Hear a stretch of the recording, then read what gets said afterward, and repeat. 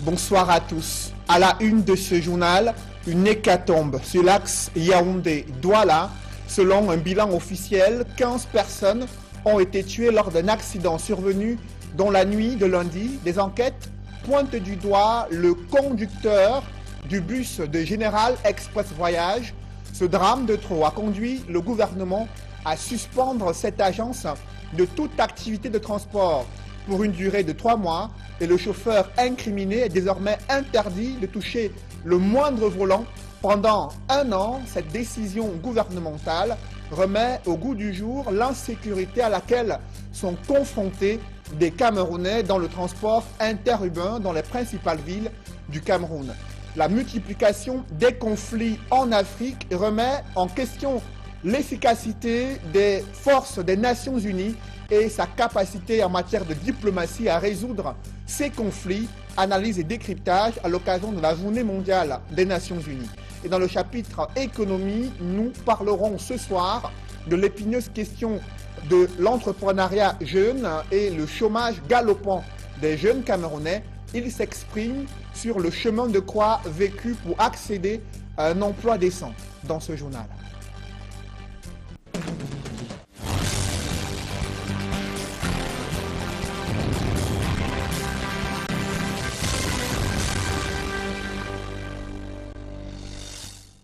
Bonsoir à tous, merci de suivre cette édition complète de l'information sur Equinox Télévision. D'abord, les images de cette hécatombe survenue sur l'axe Yaoundé-Douala.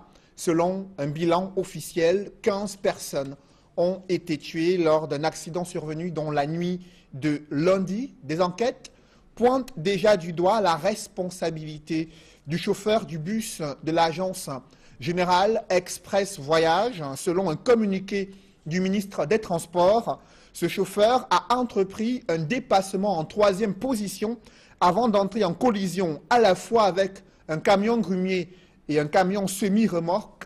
Le choc a été fatal pour 15 personnes qui ont été tuées dans cet accident selon un bilan officiel. Et le ministre des Transports a décidé de prendre des mesures conservatoires. L'agence Générale Express Voyage est suspendue de toute activité de transport pour une durée de 3 mois et le chauffeur incriminé voit son permis de conduire suspendu pour une durée de 1 an. Décision du ministre des Transports qui adresse les condoléances du gouvernement aux familles ayant perdu leurs proches dans ce drame.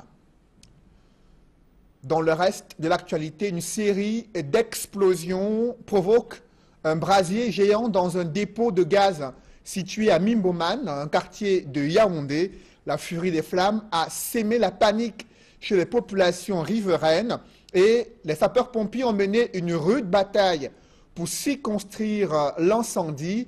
Aucune perte en vie humaine, d'importants dégâts matériels sont à déplorer et des questions fusent désormais autour de ce manque des dispositifs de sécurité incendie pour ce dépôt de gaz exploité en plein centre urbain, un véritable scandale pour les populations. Reportage Emmanuel Diop et Ike Cyril.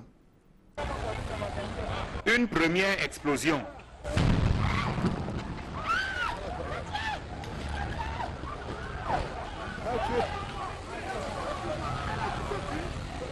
Puis une deuxième. La scène se déroule dans un dépôt de gaz au quartier Mimboman, à Yaoundé. J'étais sur la moto que je quittais au niveau de l'hôtel de plateau. En arrivant, je voyais la fumée ici. Avant que je suis descendu sur la moto, je commençais un peu à voir ce qui se passait. Et la maison, on vendait le gaz ici, a pris feu. Bon, on était là, et les gens ont appelé les sapeurs, ils sont venus pour voir comment ils peuvent éteindre le feu. Le dépôt contenait près de 120 bouteilles de gaz. Quelques-unes seulement ont résisté aux flammes, alors que le dépôt en lui-même, construit en matériaux provisoires, a été réduit en cendres. L'explosion là, même quelqu'un qui est à 2 km pouvait entendre ça, comme si c'était à côté. Parce que c'était une grande explosion, les bouteilles à gaz chargées, c'est une grande explosion quand même. Pas de perte en vie humaine, mais 2 blessés graves, une voisine et un employé du dépôt tous les deux conduits à l'hôpital.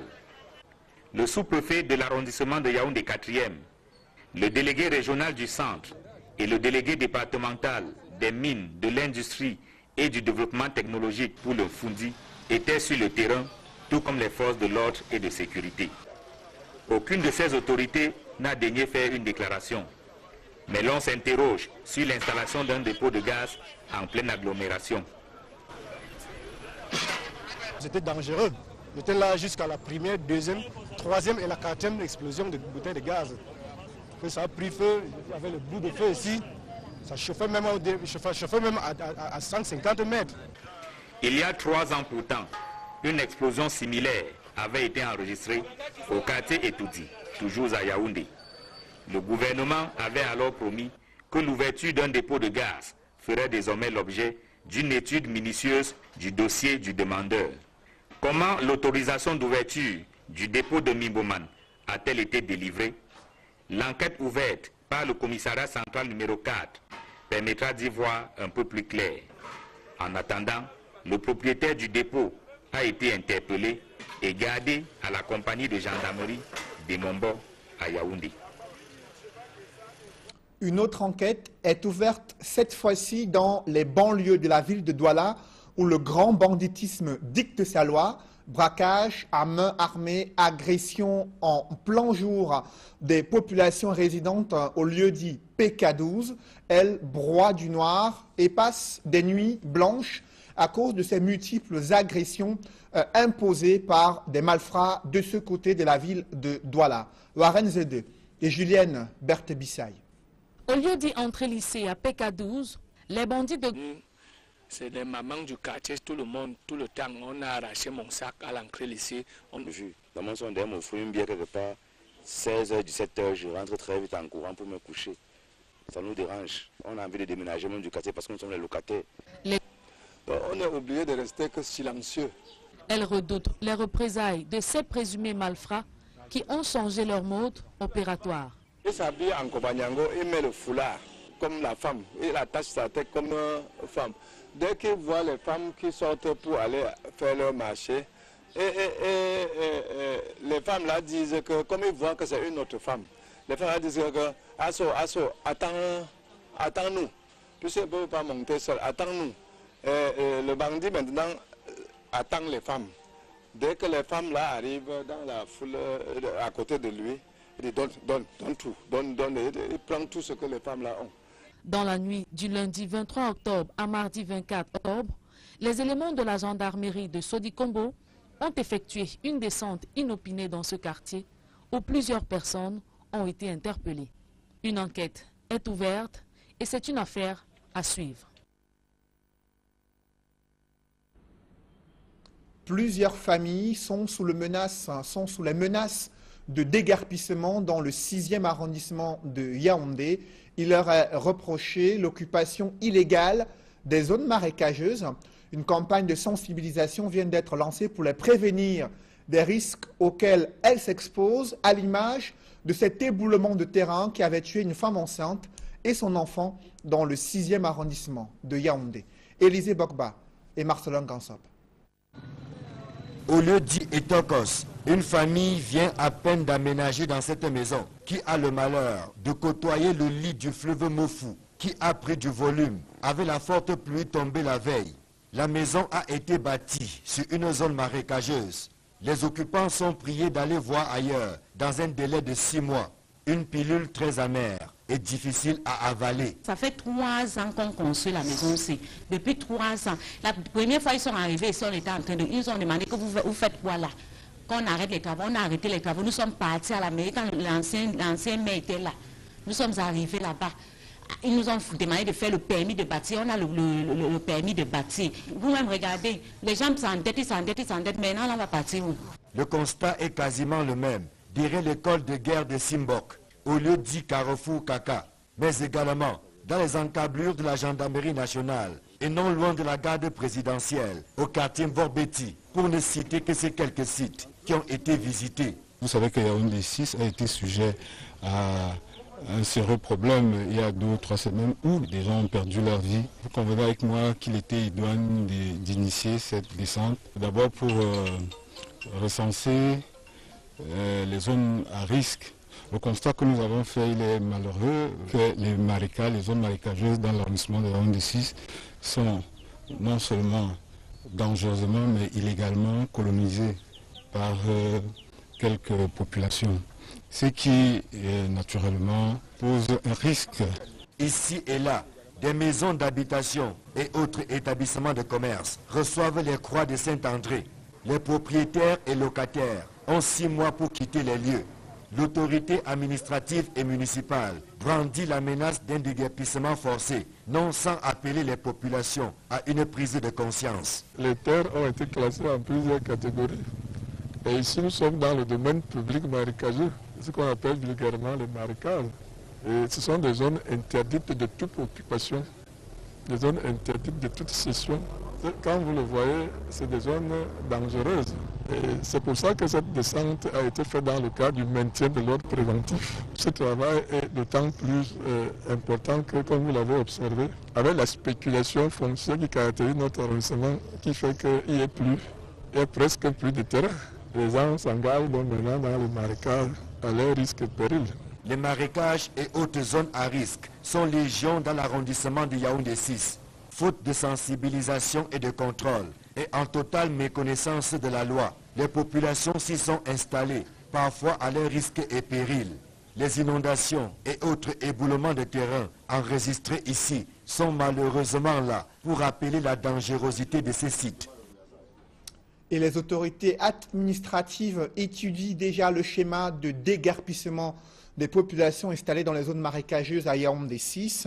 À ce sujet, je vous propose d'écouter le sous-préfet de Yaoundé 6, Apollinaire Ndama Mvando, qui revient sur ce schéma de déguerpissement des populations prévues dans les toutes prochaines semaines du côté du 6e arrondissement de Yaoundé. Cet examen se fera au cas par cas. Bon, maintenant, si quelqu'un vous présente un titre foncier, il faudra encore vérifier son authenticité. Nous savons que c'est des zones marécageuses et nous savons que si vous vous engagez à les occuper, c'est à vos risques et périls. D'ailleurs, c'est même une chance qu'ils ont qu'on vient leur rappeler ça. Parce que la nature même peut les faire partie de là. Comme ça a été le cas l'autre jour avec le glissement de terrain. Donc, en réalité, il faut dire que c'est aussi avec la complicité, ceci se fait avec la complicité des populations autochtones qui estiment toujours qu'après avoir vendu le domaine national, maintenant, ils veulent s'attaquer au domaine public, ce qui n'est pas normal. Donc, tout cela est dans l'illégalité. Bon, maintenant, on n'est pas là pour combattre qui que ce soit. Il y aura un examen préalable. Si quelqu'un a des dossiers, il va les amener. On ne vient pas seulement du jour au lendemain. Après que ce travail ait été effectué, il y aura une réunion au cours de laquelle on va examiner les éventuels documents. Donc tout ça, on va voir. Nous restons dans la légalité. Nous ne sommes pas là pour créer des problèmes. Je crois que nous voulons sauver la vie des hommes et c'est pour ça qu'on est là. C'est la principale préoccupation des jeunes Camerounais, trouver un emploi décent dans la capitale économique du Cameroun. Cependant, les portes de l'emploi décent sont toujours fermées. Le chômage ne cesse de toucher la plupart des jeunes diplômés camerounais, mais également le sous-emploi qui gangrène le quotidien de la jeunesse camerounaise. Les programmes gouvernementaux d'insertion professionnelle n'ont pas véritablement réussi à résoudre cette équation. C'est le constat qui est fait lors de l'ouverture d'une bourse de l'emploi à Douala. Innocent Abega et Étienne Pascal Azegui. La promotion de l'auto-emploi des jeunes à travers des structures et des programmes spécifiques tels que le FNE, l'OPIACI ou encore le PAGER-U n'a pas permis une réduction du taux de chômage en milieu jeune au Cameroun. Celui-ci est toujours de 43,7%. Des statistiques qui ne devraient pas décourager les jeunes dans leur quête de l'emploi. Les jeunes au parfum de la bonne information. À la délégation régionale de l'emploi et de la formation professionnelle du littoral, l'on soutient que les opportunités d'emploi s'offrent dans des secteurs tels que l'agroalimentaire et l'agriculture. Les récentes études menées par le MINEPAT en termes relatifs au secteur porteur révèlent que la filière agroalimentaire est une filière porteuse. Après la filière agroalimentaire, nous avions aussi l'agriculture. Les jeunes étudiants qui vont bientôt toquer aux portes de l'emploi.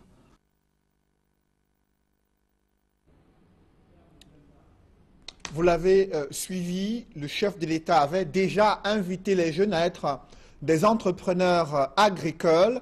Quelques années plus tard, ces jeunes start-upers se plaignent des difficultés rencontrées dans le processus de création d'une entreprise au Cameroun, des procédures très lourdes selon ces jeunes start-upers qui évoquent également l'environnement des affaires qui ne permet pas l'éclosion des petites et moyennes entreprises. Au Cameroun, ces problématiques ont été évoquées lors du forum de la PME qui s'est tenu au JICAM à Douala. Reportage François Dikoumet et Sylvestre Zangaou.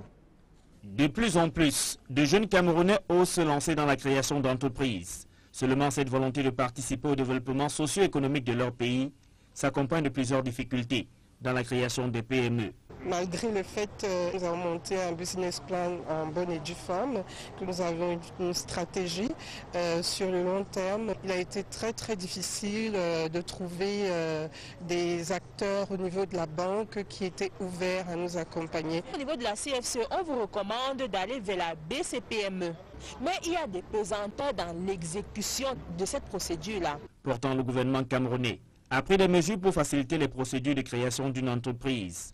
Une initiative bien réelle, mais souvent volontairement ignorée par les personnes qui sont censées la faire appliquer, affirment ces jeunes entrepreneurs. Prenons un cas d'espèce. La nouvelle loi de finances de 2016 dit que l'attestation non-redevance est gratuite. Quand vous allez dans les centres des impôts, vous voyez un papier, une note de service avec le chef des impôts qui dit ne pas donner de l'argent aux agents directement. Mais pour établir une attestation de non-redevance, l'agent va vous demander de l'argent. Finalement, de quelle gratuité parle-t-on? Pour Laurent Serge Etundingoa, pour mieux s'adapter, les jeunes entrepreneurs camerounais doivent assez s'informer. Je leur ai demandé de s'ouvrir vis-à-vis des pouvoirs publics, s'ouvrir surtout vers toutes les institutions et instruments d'accompagnement que l'État a mis sur pied pour elles.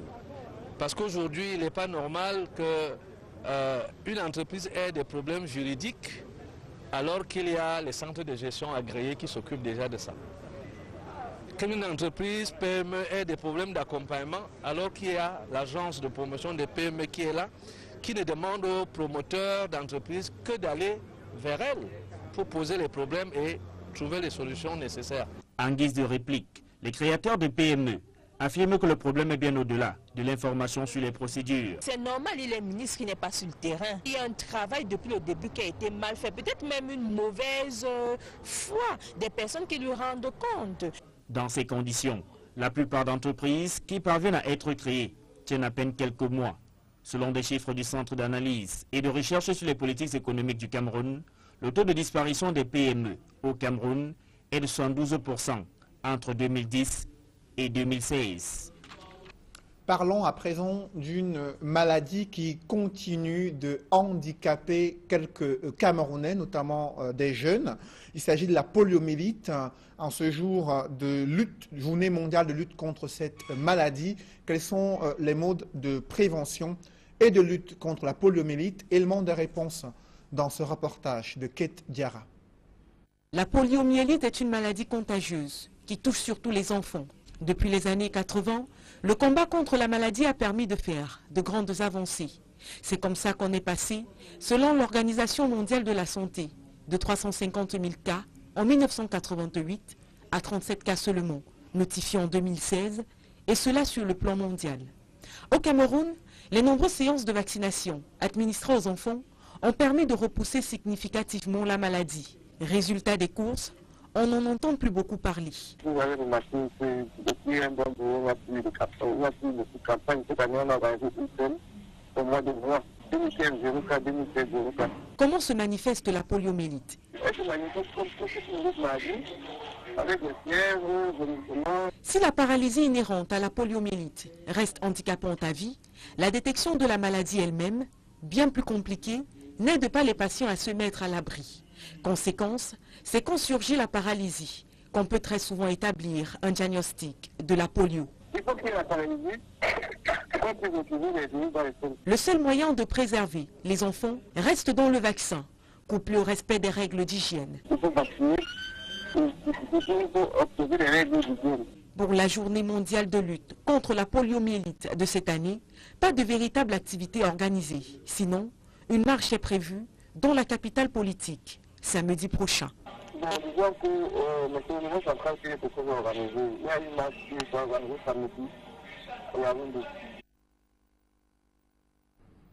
Face à la crise sociopolitique anglophone, le gouvernement mène une campagne de sensibilisation de la jeunesse sur l'importance des emblèmes nationaux et les enjeux d'une cohésion nationale pour promouvoir le vivre ensemble. Des élèves des établissements scolaires dans l'arrière-pays ont été édifiés à cet effet. Reportage, Joseph Abena. Des scènes de destruction des emblèmes de l'État par certains citoyens constituent des actes graves et répréhensibles par la loi. À l'occasion de cette cérémonie de clôture des activités de l'opération rentrée scolaire citoyenne et patriotique, les experts venus du ministère de la Jeunesse et de l'Éducation civique tiennent à conscientiser les jeunes sur l'importance des emblèmes de la République. En ce moment où le Cameroun, notre beau pays, traverse des soubresauts sociaux, que ce réarmement moral puisse permettre que nous nous regardions en face et que nous ne perdions pas de vue que nous sommes les citoyens d'une nation unie, indivisible et qui aspire à son émergence à l'horizon 2035. Et plusieurs découvrent ici que la personne du chef de l'État constitue un emblème à respecter au même titre que l'hymne national et le drapeau. Plusieurs emblèmes et des outils d'assainissement pour les bâtiments publics ont été offerts par le leader national des jeunes, chevalier du mérite agricole camerounais. Je me suis rendu compte que les drapeaux étaient vétustes et je me suis dit que je pouvais aussi apporter ma pierre à l'édification de notre pays parce que notre pays nous a déjà beaucoup donné. C'est dans ce sens que j'ai décidé de renouveler tous les drapeaux de la sous-préfecture et de tous les établissements scolaires d'enseignement secondaire et primaire. Et puis, je me suis rendu compte aussi que beaucoup de gens n'entretiennent pas assez les bâtiments de l'État et j'ai pensé qu'il fallait que j'apporte aussi des brouettes, des pelles, des pioches pour que les jeunes aussi apprennent à déjà se regarder ce qu'on a, parce qu'on regarde trop ce qu'on n'a pas. Cet acte symbolique du natif de l'océan vise à transmettre les valeurs citoyennes et promouvoir l'agriculture de seconde génération, véritable outil de développement d'un pays. Pour un Cameroun émergent, les citoyens, dans toute leur diversité, doivent faire montre de responsabilité et de respect de la patrie. Des témoins vivants de la conférence de Fumban sortent de l'ombre pour s'exprimer en ces heures troubles liées à la situation politique dans les régions anglophones. Ils expriment leur vœu le plus cher, à savoir le renforcement de la cohésion nationale et de l'unité de tout le Cameroun. Ils évoquent les raisons du choix de la ville de Fumban pour justement cette rencontre entre les différents leaders politiques des deux Camerouns en juillet 1961 et également l'ambiance qui a prévalu durant cette période. Reportage Mama Soufor, Dallas Tiana et Jean-Paul Chouniat. Fumban, cité des Beaux-Arts, était de naissance de la réunification des deux Camerouns en 1961. C'est dans cette cour que furent accueillis les délégations du Cameroun occidental et le Cameroun oriental, comme en témoignent ces images. Sous-préfet de Fumban à l'époque, Kona Amadou évoque quelques raisons du choix de son unité de commandement pour abriter la conférence qui s'éteint du 17 au 22 juillet 1961. Amadou Aïdjo, le président, et M. Jongou Foncha avaient ici dans le nombre des amis communs, à savoir le sultan Seydou Jimonou Njoya et le ministre Njoya Aruna.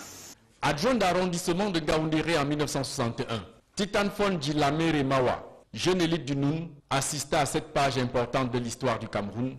C'est M. Sultan qui m'avait dit qu'il y a cet événement d'importance nationale. Il faut que je participe. Ces deux dignitaires firent partie des corps constitués, sans rôle majeur dans les travaux de la conférence de Fumban.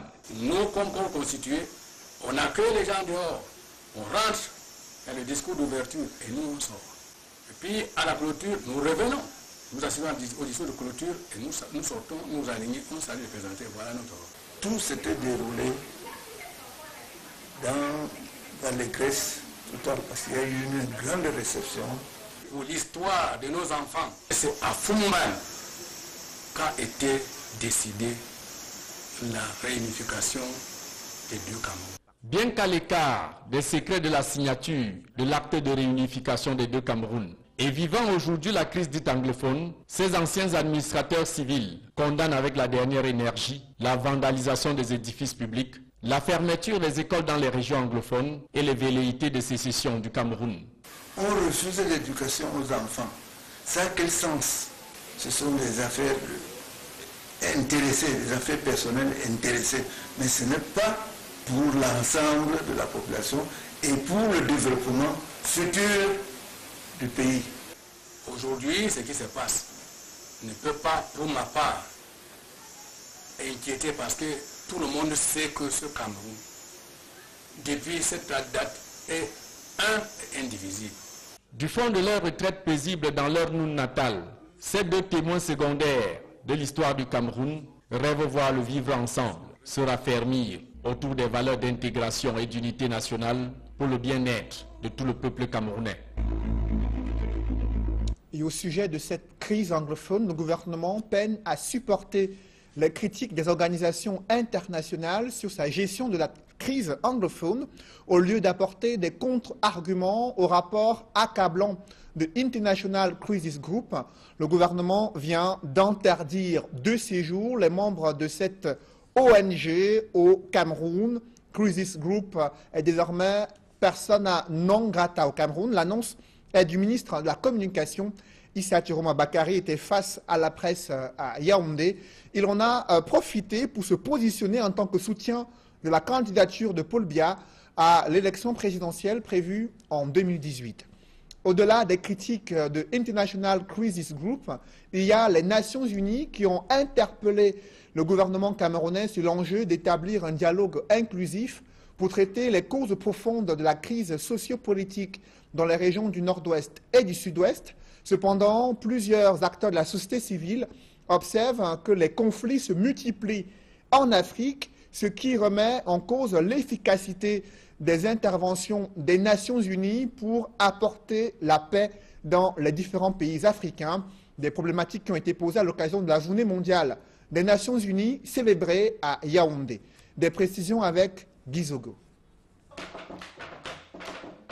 La journée mondiale consacrée à l'Organisation des Nations Unies, ONU, que le Cameroun vient de célébrer, est l'occasion de magnifier la relation entre cette institution et Yaoundé. Le partenariat des Nations Unies avec le gouvernement de Cameroun, ça date. On a entendu aujourd'hui que le Cameroun a joint les Nations Unies en 1960. Donc j'imagine les Nations Unies ont fait beaucoup de choses dans beaucoup des années, mais plus récemment, aujourd'hui, on travaille dans les régions en crise, surtout les régions qui subissent l'impact de la crise en Centrafrique, la crise Boko Haram.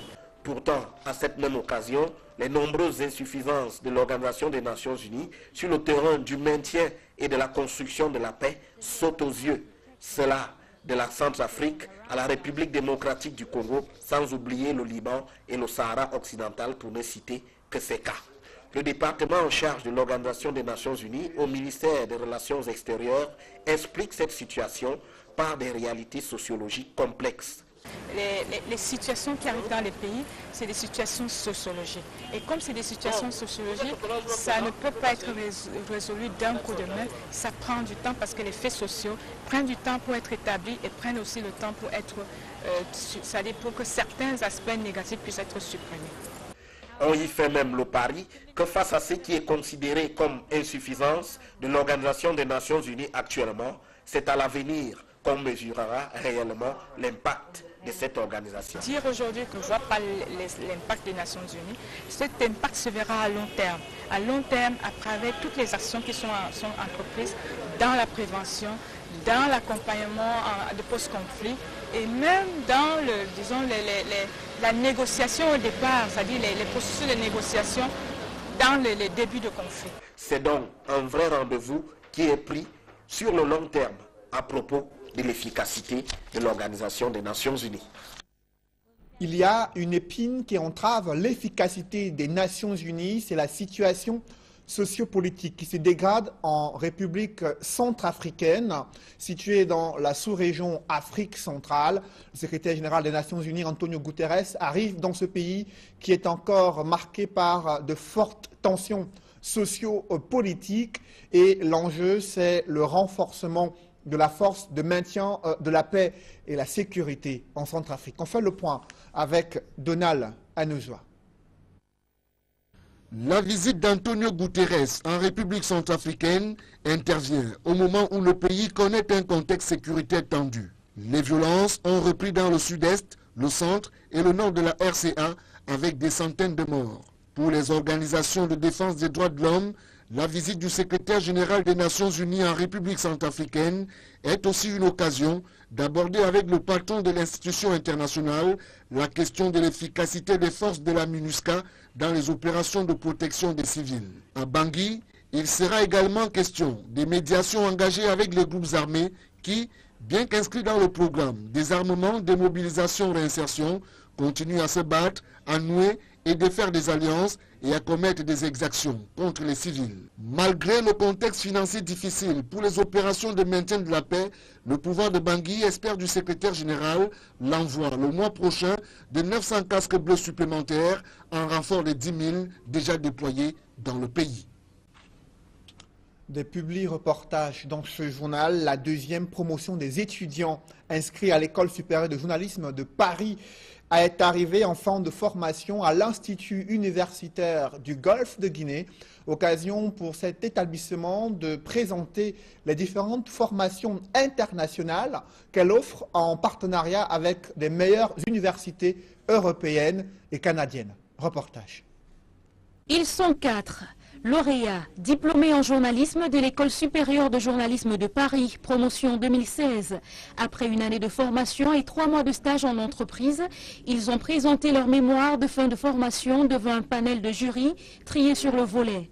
La formation à l'École supérieure de journalisme de Paris s'est étendue sur une année de licence professionnelle et au terme de cette formation, nous venons de présenter un mémoire sanctionnant un brillant parcours de formation en journalisme dans cette prestigieuse école de journalisme de Paris.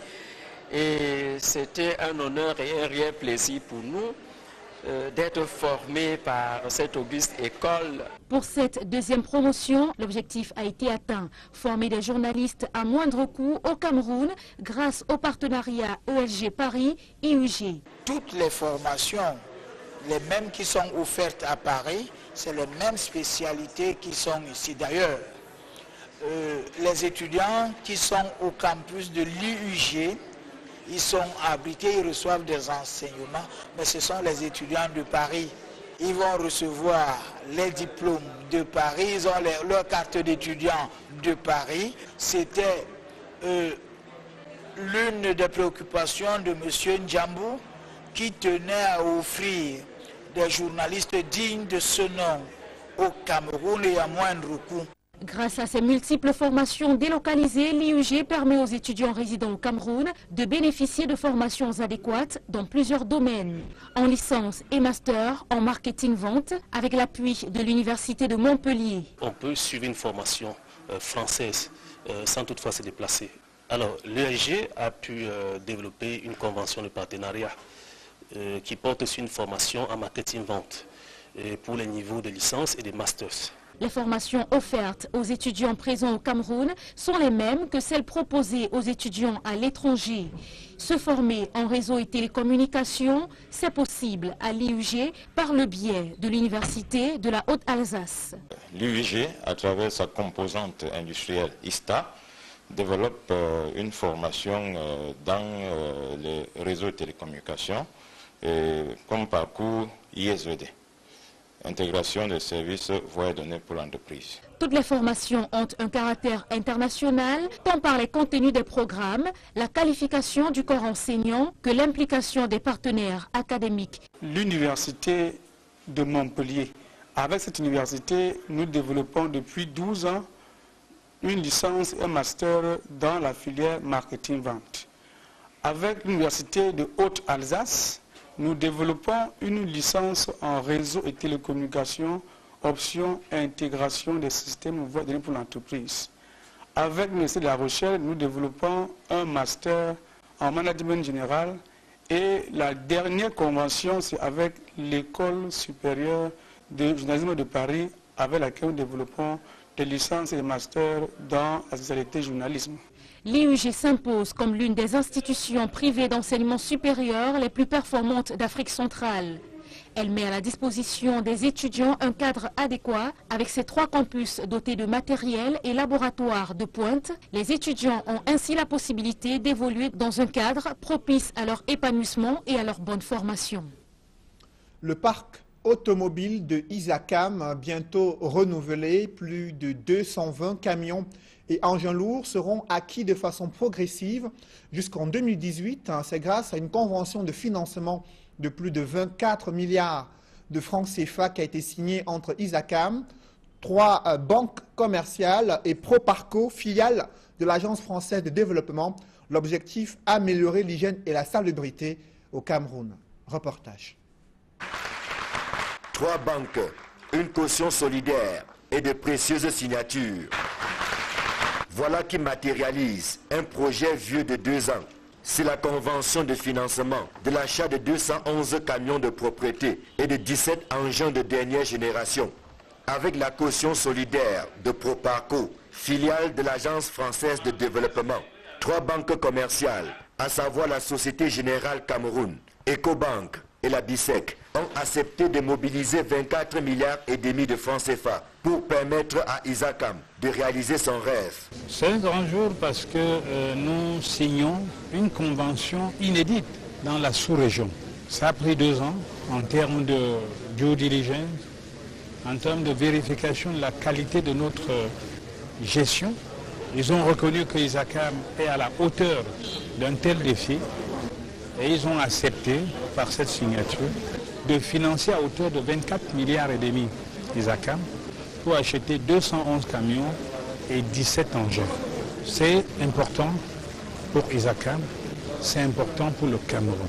Le financement dont bénéficie Isacam est inédit et atteste de la confiance dont jouit cette entreprise citoyenne auprès du syndic des banques et de Proparco, dont la caution solidaire est plus qu'un gage de confiance. Tout d'abord, le secteur d'Isacam est très important pour le développement du pays puisqu'il s'agit de ramassage d'ordures. Par ailleurs, Isacam est une entreprise unique en Afrique subsaharienne.